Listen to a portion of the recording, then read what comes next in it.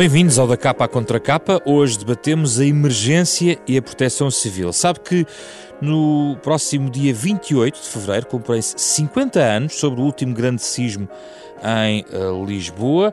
Apesar de não se terem registado muitos danos materiais nem vítimas, nessa madrugada de 1969, tudo aconteceu às 3h30 da manhã, as pessoas em Lisboa, como noutros locais, vieram para a rua, assustadas. O sismo teve intensidade de 7,3 graus na escala de Richter. Há muitas perguntas para fazer. Aqui o pretexto é esta efeméride, mas será que somos um país preparado para grandes ou até pequenas emergências, um sismo, um desastre marítimo, um grande incêndio? Será que o cidadão sabe o que fazer, o que cabe ao Estado? Convidados deste programa, Manuel Veloso, antigo diretor de operações do Serviço Nacional de Bombeiros e Proteção Civil, o coordenador-chefe da Associação Nacional dos Alistados das Formações Sanitárias. Também António Duarte Amaro, sociólogo, o diretor do Centro de Investigação Científica Aplicada da Santa Casa da Misericórdia de Lisboa, tem uma tese de doutoramento sobre o socorro em Portugal e a organização, formação e cultura de segurança nos corpos de bombeiros no quadro da proteção civil. É o tema da conversa desta semana no Da Capa à Contra Capa.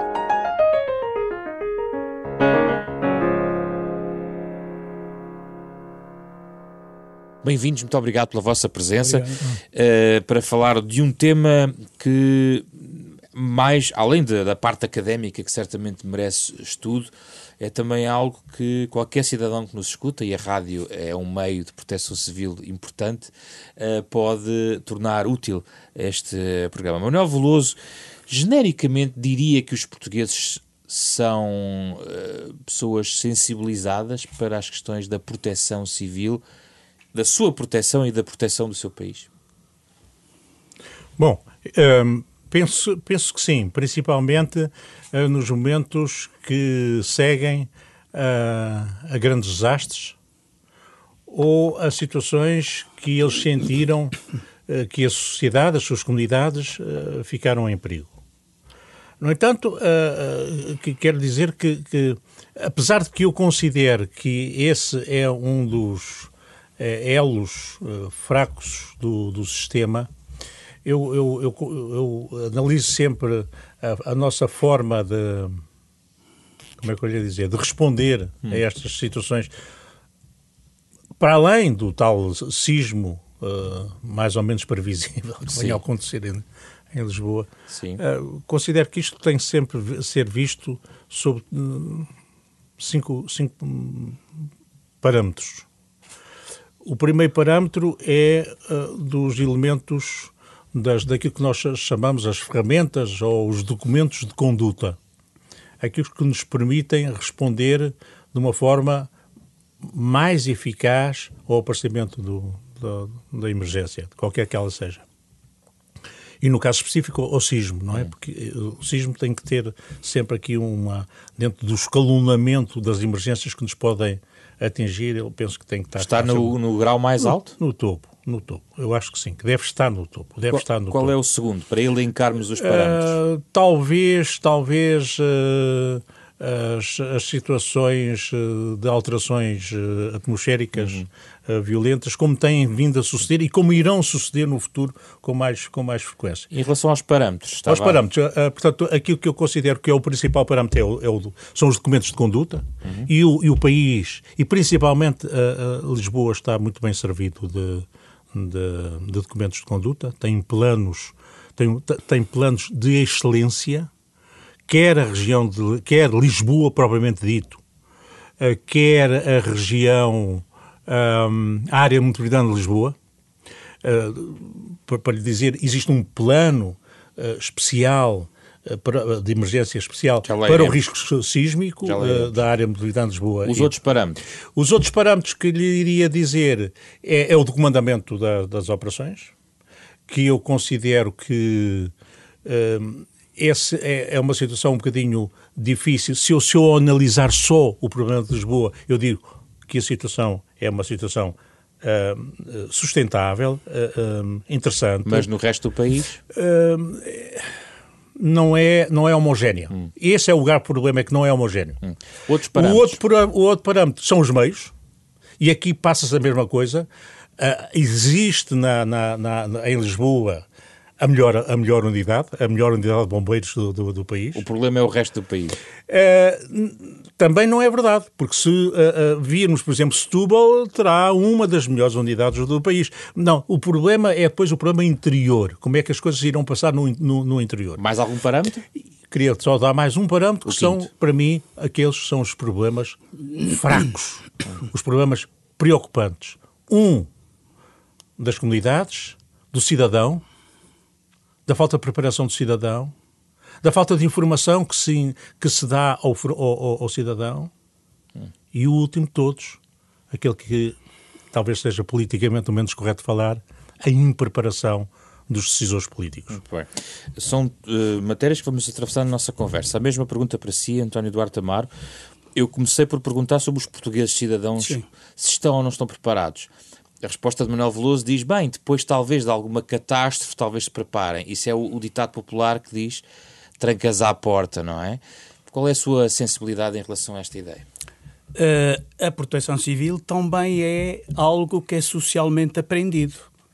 Como diz o Inspetor Veloso, e é correto. De facto, efetivamente, depois da grande catástrofe, as pessoas têm tendência a percepcionar o risco e a tentar corrigir aqui ou ali. Com certeza que as pessoas que tiveram os grandes incêndios, seguramente que vão tentar agora prevenir-se de outra forma. Naturalmente que houve o papel do Estado, mas as próprias pessoas agora estão muito mais consciencializadas porque viveram um pouco naquela ideia de que aqui nunca aconteceu nada e não vai acontecer nada e um dia acontece. Mas eu fundamentalmente queria, não buscando estas dimensões, ir ao ciclo das catástrofes, aquilo que é o ciclo das catástrofes. O ciclo das catástrofes é constituído por uma preparação, previsão, prevenção. Depois temos a questão da mitigação e depois temos a questão da emergência de socorro e a recuperação. Vamos ver se em cada um destes itens, que são o ciclo da catástrofe, se ela ocorrer, se estamos preparados, se há possibilidade de mitigar os riscos, como é que respondemos, que é a fase do socorro, e depois se temos capacidade de reabilitação e de recuperação. Mas vale a pena dizer que, coloco a questão logo, isto passou-se há 50 anos, de há 50 anos para cá houve uma evolução enorme. Sim. Basta dizer que nessa altura não havia sequer proteção civil, havia uma coisa que se chamava Defesa Civil do território, que estava no Ministério da Defesa. E já agora, parênteses, e aprendeu-se logo nos anos seguintes com a tragédia ou demorou anos? Não, demorou muitos processo? anos a aparecer, tanto que o Serviço Nacional de Proteção Civil só aparece nos anos 80. Como aparece também o Serviço Nacional de Bombeiros nos anos 80, embora com quantos bombeiros já existissem há muitos anos. Houve grandes cheias nos anos 80, por exemplo. Claro que sim, mas o Serviço Nacional de Proteção Civil começou com uma coisa muito pequenina, só aparece nos anos 80. Portanto, há que ter em conta esta realidade. Houve uma grande transformação da sociedade que se fez em 50 anos. Basta pensar que há 50 anos, 50% da população portuguesa vivia ainda no interior. E hoje vivia num meio rural, digamos assim, num âmbito da sociologia rural, que tinha um modo de prevenção muito curioso, que no fundo as pessoas não sabiam que estavam a fazer prevenção, quando limpavam as matas para os animais. Que hoje em dia se recoloca de outra maneira, não é? Agora coloca-se de outra maneira, mas isso era cultura de prevenção sem que os próprios soubessem que a estavam a fazer. Porque era um modo de vida e, portanto, tudo isto desapareceu e o Estado não soube, em devido tempo, provavelmente, preparar-se para esta mudança que foi ter uma sociedade rural, ter 50% da população no mundo rural e passar a ter 9%, 10%. Então, cruzando as vossas grelhas de análise, há um ponto essencial, que é o planeamento e os documentos. No fundo, a preparação também passa por um planeamento adequado para as nossas emergências. E aí, Manuel Veloso, papéis não faltam, há documentos para tudo. Voltando àquilo que o professor acabou de dizer, veja-se que em 1969 não havia planos. Obviamente. Não havia planos. Portanto, toda a intervenção era feita de uma forma um bocadinho empírica. Mas os planos fazem a diferença. Sem dúvida nenhuma. Eu não tenho que estar a inventar. Já está inventado. E, portanto, aquilo que eu estava há pouco a dizer-vos é, hoje existem documentos de conduta, que são os planos de emergência, que são, em alguns casos, e referia agora mais em pormenor, o caso de Lisboa, sim, não é? E até se quisermos, o caso da área metropolitana de Lisboa, em que os planos são normalmente de excelência. E eu digo normalmente porquê? Porque eu não tenho a certeza. Vamos lá ver. Existe aqui um escalonamento de planos. Existem planos aos diversos níveis de decisão para a proteção civil. Existem planos municipais, existem planos distritais, não é? Existem depois planos nacionais. Este plano que eu vos falei há pouco, o plano especial de emergência para o risco sísmico da área metropolitana de Lisboa e concelhos limítrofes, é um plano nacional. Um plano nacional. E é um plano de excelência. No caso, por exemplo, de Lisboa, tem o seu plano de emergência municipal e tem um plano especial para o risco sísmico específico, que é o primeiro plano que se faz em Portugal para o risco sísmico. E no Algarve, onde houve aqui impacto do sismo de 69? Existe um plano especial para o risco Algarve, sísmico. para o risco sísmico. Agora, o problema aqui está naquilo que eu há pouco lhe estava a dizer, da circunstância de não ser uma atitude homogénea no território. A qualidade dos planos de emergência municipais, para áreas de conhecido risco. Portanto, eu não tenho a certeza. Repare, eu não tenho a certeza, porque não tenho a possibilidade de analisar e comparar. De comparar todos, mas eu tenho grandes dúvidas que alguns planos respondam efetivamente àquilo que se pretende até no ciclo das catástrofes. Mas onde é que distingue, só para perceber, distingue Lisboa e o resto do país, ou distingue, por exemplo, grandes cidades mais bem preparadas, litoral versus interior? Onde é que está a clivagem da qualidade? Voltamos novamente àquilo que eu há bocado lhe dizia. Tem a ver com a qualidade do decisor político. Ou seja, existe decisores políticos, presidentes de Câmara, que têm grande qualidade nas suas políticas de proteção civil, incluindo nos seus planos de emergência. Sim. E outros que nem isso. Não sei se concorda, professor Eduardo Amaro, pode dizer que concorda ou não, mas a questão é, explique-me, mas então depende de um Presidente da Câmara ser mais sensível à questão da proteção civil? Ou ter melhor formação? Sim. Depende de um homem? Não depende, depende fundamentalmente... Mas de uma vontade política, de um decisor político informado? Face à legislação ou face à lei portuguesa, o responsável político no município é o Presidente da Câmara, que pode delegar em quem quiser. Naturalmente, se ele tiver sensibilidade, procurará naturalmente ter planos de emergência adequados. É preciso ter em conta que ainda não há planos de emergência para todos os 278 concelhos de Portugal continental. Não estamos a falar nas ilhas, não é? Portanto, há que ter em conta que, efetivamente, aqui ou há vontade política para fazer isso, ou, de facto, há sensibilidade desse próprio Presidente de Câmara. Porque alguns deles, como nunca tiveram nada no seu município, acham que a proteção civil não é algo assim tão importante a que se deva, enfim, a que se deva dar o relevo e o empenhamento que naturalmente merece. E também concorda com esta ideia de que há qualidades distintas nos planos? Concordo que há qualidades distintas e que esta é uma realidade muito heterogénea, tal como costumo dizer que também os 413 corpos de bombeiros em Portugal são uma realidade heterogénea e que não podemos meter tudo dentro do mesmo saco. Esta é uma realidade insufismável. Agora, é evidente que aqui colocou uma questão muito importante, é o Estado e o cidadão. Eu também me parece que neste momento as estruturas de proteção civil, houve um esforço do Estado no sentido de caminhar numa certa profissionalização, racionalidade no âmbito da proteção civil. Se calhar a parte mais frágil poderá estar no cidadão. E lembro a todos, digamos, aqueles que nos ouvem, que é assim, quando acontece qualquer acidente ou incidente, nos primeiros momentos estamos sozinhos. Não está ninguém ao pé de nós. Nem há INEM, não há um sistema pré-hospitalar, não há bombeiros, não há GNR, não há força de segurança. Estamos sós. Então, se estamos sós, Tem que haver um esforço no sentido de cada um de nós começar a pensar na sua autoproteção e dos entes queridos que tem ali. Portanto, há muito a fazer, seguramente que sim, e aí também compete ao Estado, no sentido da informação, no sentido da formação, da monitorização, da sinalética de risco, etc. Eu orientei algumas teses, só para dizer isto. Sim. Orientei algumas teses de mestrado sobre cultura de segurança e cultura de cidadania e coisas de cerca de 70% das pessoas não sabem para que serve bem o extintor e não saberiam utilizar, não têm um kit de emergência.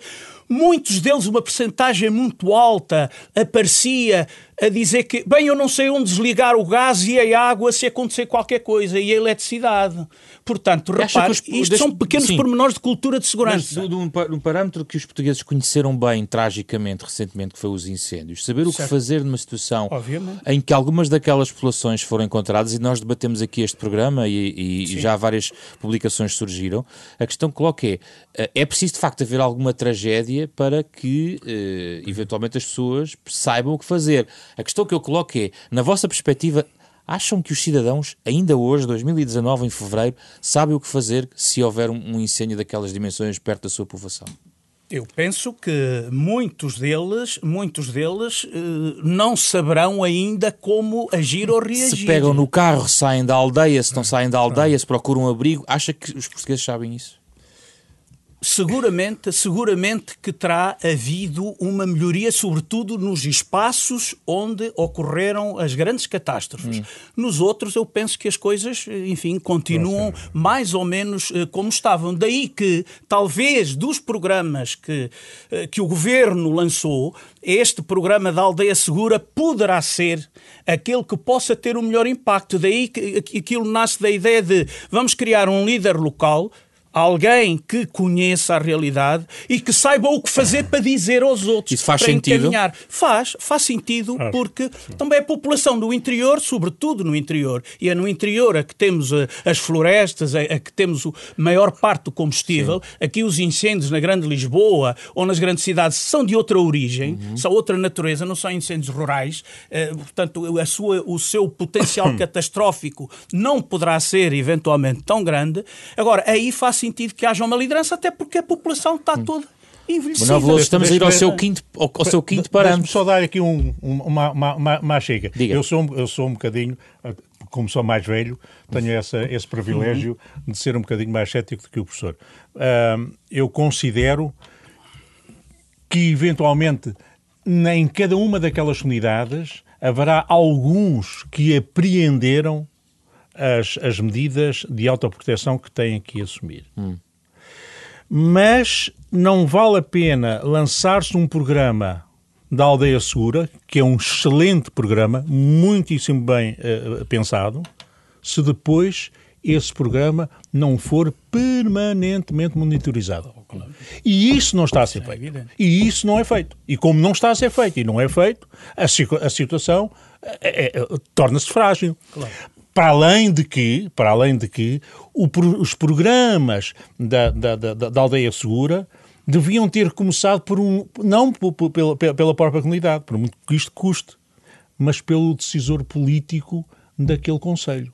Pelos decisores políticos daquele Estamos a entrar nos tais pontos fracos que tinha sublinhado como seu quinto parâmetro, não é? Claramente. Portanto, tinha que ser pelos decisores políticos, tinha-se começar. E então depois, ao nível havia da freguesia, até ao nível da freguesia, o que é o mais próximo do cidadão, claro. Eu sei que estamos a falar sempre entre o litoral e o interior, a conversa flui por todos os temas, mas, por exemplo, do ponto de vista da sensibilização de uma geração mais nova, a experiência que conheço, em Lisboa, por exemplo, uma criança frequentemente vai visitar vários monumentos, mas também vai aos bombeiros muitas vezes. Claro. Não lhe parece que está em curso, ou poderá vir a estar, ou é a chave, uma mudança geracional no comportamento que vem deste cedo? Estou a falar da educação neste caso. Sim, repare uma coisa. O professor está muito mais à vontade para falar disto do que eu, mas vou-lhe falar da minha experiência enquanto avô. Isso é que é importante, não é? Que é a experiência vivida. Os netos é que dão a volta aos avós. Dos meus netos, ninguém tem nas suas escolas qualquer tipo de formação virado à segurança. E isto, logo à partida, é gravíssimo. Vou-lhe perguntar a si. Você fez toda a sua carreira. Onde é que lhe deram algum tipo de formação em termos de segurança? Paralelamente à carreira de jornalista, por cursos que fui tirando. Único e simplesmente, porque se você olhar para trás, nunca ninguém lhe disse nada em termos de segurança. Exatamente. Portanto, esses aspectos, e isso é que vai ter reflexo numa sociedade mais segura. Se nós não começarmos pela base, e a base tem que ser pelo ensino básico, de facto isto é tudo muito complicado. O que é que quer acrescentar sobre esse ponto? É evidente que é na comunidade escolar que temos que insistir, nos mais pequenos. Até porque eu costumo dizer que os filhos e os netos é que dão a volta aos pais e aos avós. Claro. E que levam essa informação para casa. Olha, hoje aprendi isto, hoje aprendi aquilo. Porque a cultura de segurança tem que ser uma coisa que apeteça, não uma coisa que é chata. Tem que ser como lavar os dentes. Se eu sei que não posso fazer fogo, foguear aqui ou ali, eu não faço. Se eu sei que quando vier um sismo tenho que me proteger, tenho que procurar um sítio que seja adequado, porque o sismo em si não mata. O que mata são os edifícios mal construídos, que não têm, ou que a legislação não foi. E acha que os lisboetas sabem proteger-se de um sismo? Tem havido, de facto, ações de sensibilização, etc. Há algumas pessoas para quem isso fica e para outras em que não fica. Agora, na comunidade escolar, sobretudo naquela fase em que a criança funciona como mata-borrão, que se deixa impregnar como uma esponja de tudo e que chega à casa e questiona, é por aí que tem que começar algumas disciplinas, até porque hoje os currículos têm a tal flexibilidade curricular em que podem os professores e as comunidades educativas de per si podem efetivamente ter projetos, porque não um projeto de proteção civil. Tem que ser por aí, porque os mais velhos têm dificuldade, até um pouco aquilo que diz o povo, o burro velho não aprende línguas. Sempre fizemos assim, nunca aconteceu, não vai acontecer, dificilmente acontecerá. Um pouco é esta a linha de que as pessoas mais velhas tendem a seguir. Sim. É pelas crianças que temos que começar, e isto é um longo percurso, porque Portugal não tem sido até agora, tem sido um país bafejado, ou por causa da Nossa Senhora de Fátima, ou qualquer coisa, tem sido bafejado pela sorte. Mas na medida em que estas sucessivas catástrofes vão aparecendo, no caso do sismo e no caso até dos grandes incêndios, sim, estas circunstâncias, tudo isto naturalmente faz um caminho, mas é um caminho longo e difícil. Porque as pessoas tendem a não achar que a proteção civil de facto é assim tão importante. Ela não era, porque na própria Constituição o senhor não encontra praticamente nenhuma alusão à proteção civil. Exato. Na Constituição de 76, claro, mesmo nas sucessivas revisões. Vamos fazer aqui o nosso minuto de pedagogia, para quem nos escuta, mesmo muito pequenino, mas só o essencial do que é que eu tenho que fazer em caso de sismo, se eu estiver em Lisboa, no Algarve, onde for. Manuel Veloso, ajude-me lá. Os 3, 4 comportamentos-chave. Exatamente. A primeira coisa é não ser dominado pelo pânico. Dir-me, mas isso não é complicado. Não, não é assim tão complicado. Nós ensinamos os miúdos a dominar o pânico de uma forma simples. E algumas ações que temos feito junto das comunidades, temos um programa alargado, por exemplo, para os concelhos de Grândola e de Alcácer do Sal, para todas as comunidades, onde vamos chamando a atenção disso. Por exemplo, uma das coisas que é importante é que exatamente as pessoas não sejam dominadas pelo pânico. E uma das formas para não dominar pelo pânico é, enquanto o sismo se der, quieto, sossegado, claro, e conte. 1, 2, 3, 4, 5, enquanto o sismo ter. Segunda instrução. Proteger-se. Proteger-se num sítio que seja seguro. Não se esqueçam que os cantos das casas são sempre mais seguros que o centro da casa. E que uma mesa, um móvel, qualquer coisa que vai permitir não só proteger a queda das coisas, mas se isso não der possibilidade, pelo menos naquilo que eles chamam o triângulo da vida. E finalmente, quando isto terminar, sair do sítio e ir para um sítio seguro, amplo, seguro, onde não seja atingido. Se eu vivo num prédio, não devo ir para a rua entre prédios? Não, porque os sítios seguros são sítios que estejam a uma distância correspondente a 1,5 altura do edifício onde nós nos encontramos. Então, um campo aberto, uma alameda, um parque. Indubitavelmente, isso sempre é mais seguro. Deixe-me só dizer-lhe, e não se esqueçam, já que estamos aqui na casa da rádio, sim, de que uma das coisas mais importantes é manter o contacto com as rádios. As rádios são primorosas, são essenciais para nos darem as orientações daquilo que nós temos que fazer. A televisão não funciona, os telefones não funcionam, a rádio vai funcionar sempre. Umas pilhas de lado e um pequeno rádiozinho. Ou se quiser, um dinamozinho, tem um dinamozinho na sua telefonia. Eu, por exemplo, tenho uma telefonia com um dinamozinho e que ela funciona. Vou-lhe contar uma experiência muito rapidamente. Que se passou comigo.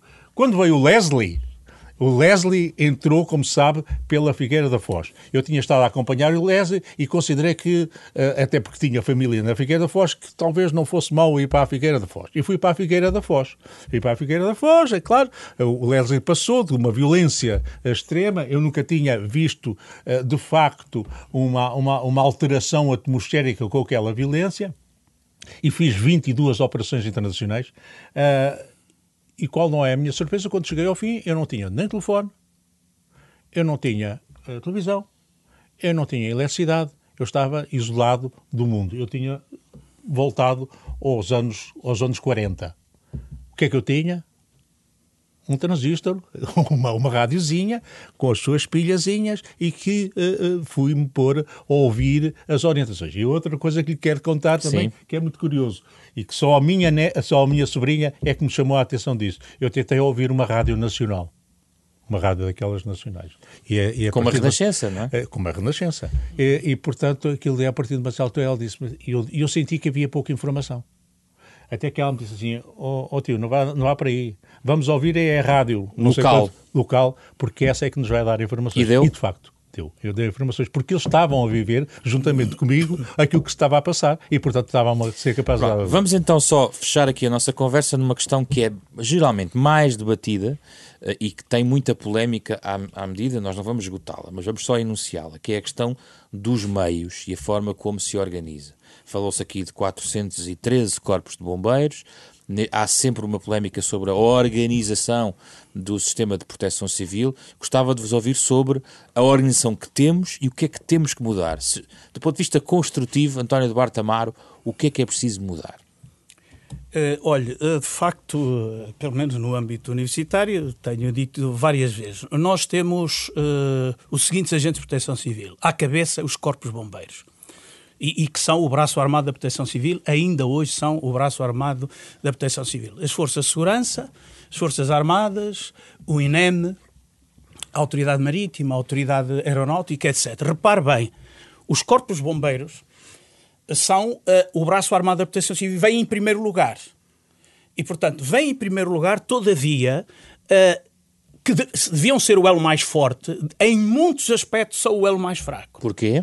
Em primeiro lugar, porque Portugal não pode ter, para uma primeira intervenção, pelo segundo, por um segundo se morre, por um segundo se salva, ter, digamos, um conjunto de, sem pôr em causa naturalmente o voluntariado, que é um bem para todos os países, a todos os níveis, seja na saúde, seja na ação social, seja na proteção civil, mas não pode, para a primeira intervenção, ter uma matriz voluntária. Portanto, a matriz voluntária para a primeira intervenção não, para a complementaridade. Portanto, a primeira intervenção tem que ser garantida por profissionais bem preparados, disponíveis. Mas é isso que acontece? Não é o que acontece.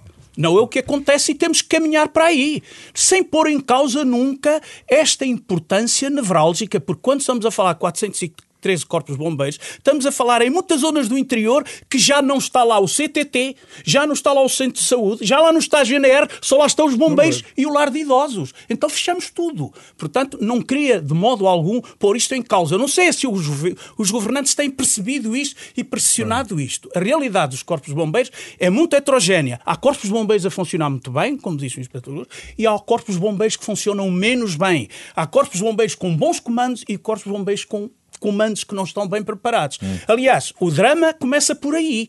Como é que continuam a não haver formação superior nos bombeiros? Não que isto seja a panaceia para tudo. A questão é que todos os outros agentes, eu disse, Corpos de Bombeiros, depois a seguir por ali abaixo, Forças Armadas, todos têm as suas academias. Sim. Todos têm formação adequada. E isso é que valorizava, do meu ponto de vista, os bombeiros. Punham-os a par com os seus, com aqueles que são os seus parceiros, os seus agentes, os agentes. Coloca-se a questão dos bombeiros serem comandados de uma maneira que neste momento não reconhecem, digamos assim. Provavelmente não têm, como deveriam, de algum modo, não têm o bom reconhecimento que deveriam ter. Porque, naturalmente, não estamos aqui a falar que o ensino superior é a panaceia para tudo isso, porque há o saber de experiência feito, com certeza que sim. Mas é evidente que a formação superior dá outro tipo de abertura ao sistema. Não é por acaso que a própria Organização da Proteção Civil foi obrigada até 2016 a garantir para ter, digamos, os CODIs, os comandantes distritais, para ter até mesmo ao nível nacional, foi obrigada a dizer que as habilitações, digamos, exigíveis para os outros agentes de proteção civil não teriam que ser para os bombeiros. Até dezembro de 2016 foi assim. E eu penso que é nevrálgico e que é estratégico fazer isso. A formação a que produz a mudança a nível individual, a nível social, a nível... E orgânica também vai fazer a diferença. Para estarem todos no mesmo paralelo. Penso que isso é fulcral e é fundamental. Nunca sei pôr em causa o voluntariado, porque o voluntariado é um bem sempre, sobretudo se for autêntico. E há um trabalho magnífico que se faz no interior a esse nível. Todavia... Deve ser complementar. Tem que ser complementar, porque a primeira intervenção tem que ser profissionalizada. Tem que se estar disponível para salvar naquele momento. Manuel Veloso, o seu contributo. Muito bem. Há aqui uma situação muitíssimo complexa. E para além daquilo que o Sr. Professor nos acabou de trazer, e que é uma preocupação, e tem que continuar a ser uma preocupação, há outra grande preocupação, que é a distribuição dos corpos de bombeiros. Deixe-me dar-lhe um exemplo.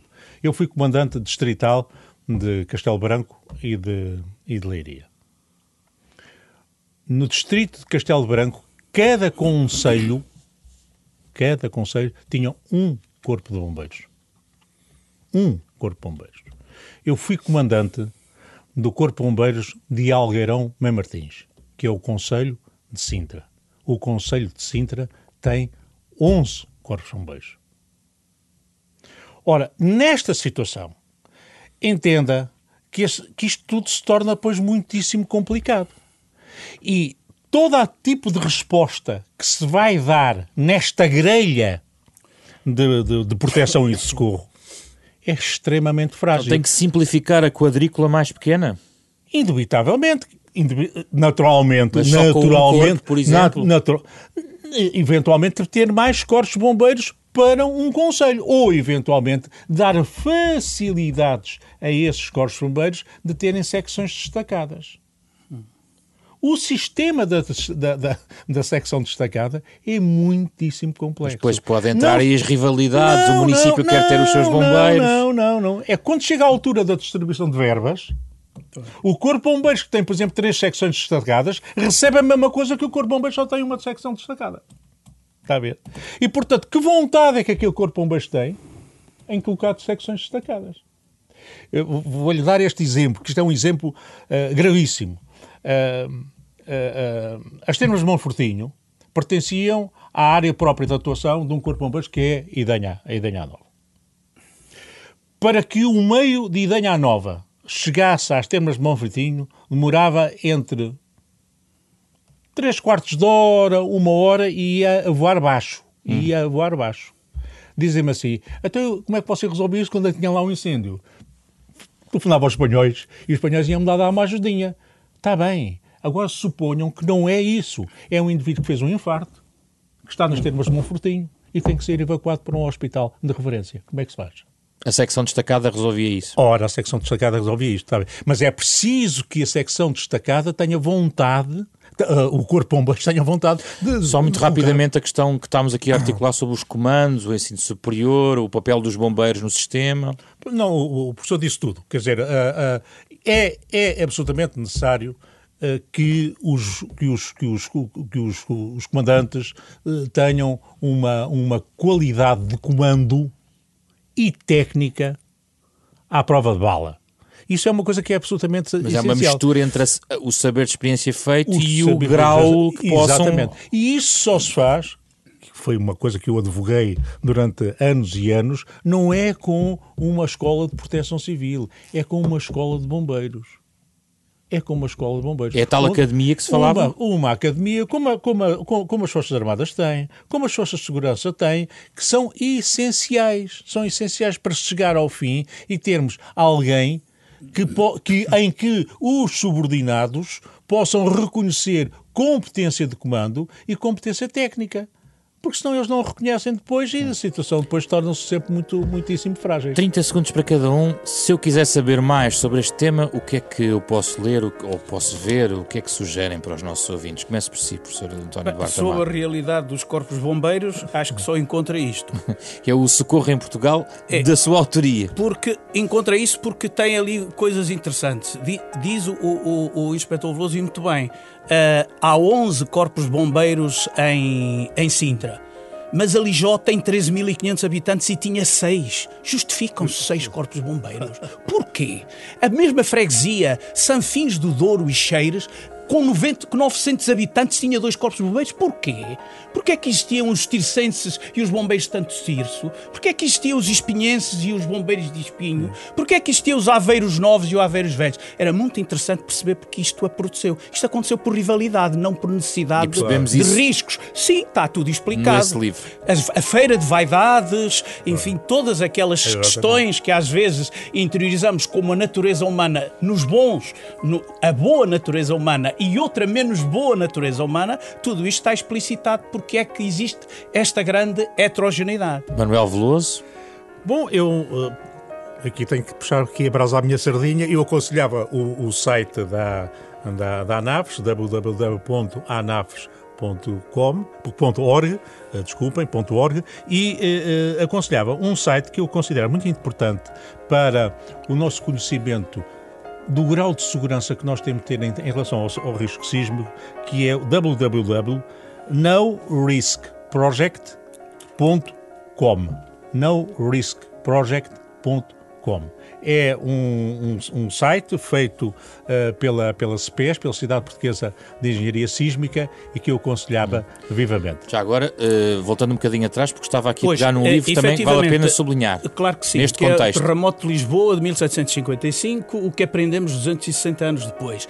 Portanto, eu pertenço à Associação Portuguesa de Riscos, Prevenção e Segurança de Riscos, que tem uma revista que é Territorium, que é produzida pela imprensa da Universidade de Coimbra, e todo um conjunto de livros sobre as ciências sindínicas, as ciências das catástrofes, que é um termo sindínico que as pessoas não conhecem muito bem, mas é a ciência das catástrofes.